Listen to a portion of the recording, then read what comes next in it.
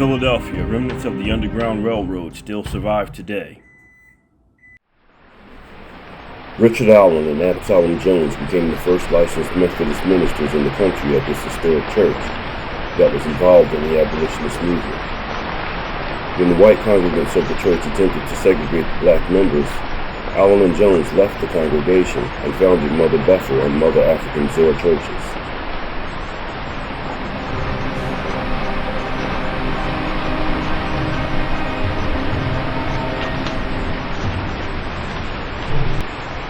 The Mother Bethel AME Church in Philadelphia was the first African Methodist church in the country and sits on the oldest known African-owned plot of land in the city.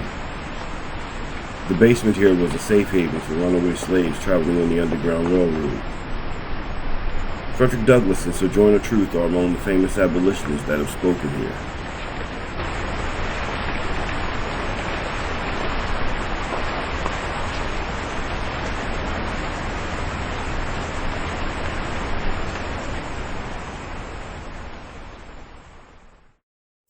The Mother African Zoar United Methodist Church stood until the abolition of slavery in the 1800s.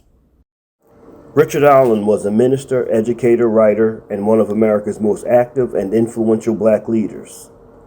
In 1794, he founded the African Methodist Episcopal Church, AME, the first independent black denomination in the United States.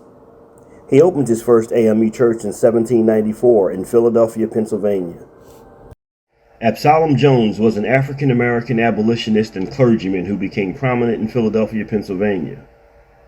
Disappointed at the racial discrimination he experienced in a local Methodist church, he founded the Free African Society with Richard Allen in 1787, a mutual aid society for African Americans in the city. The Free African Society included many people newly freed from slavery after the American Revolutionary War.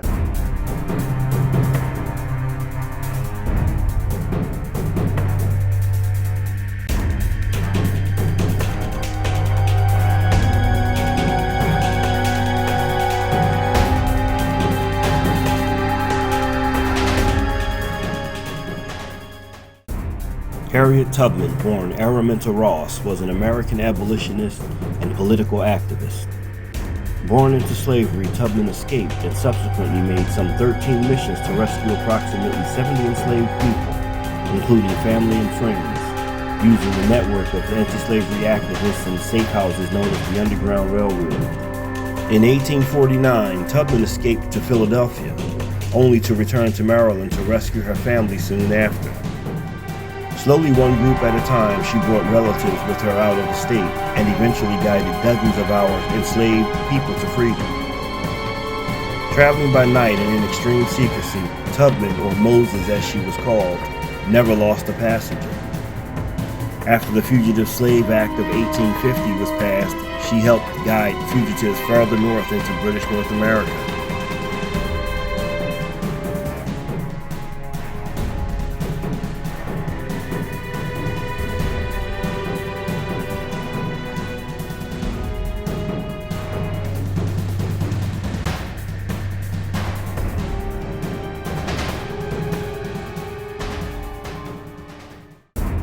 This is Dana Smith, reporting for Photojournal News.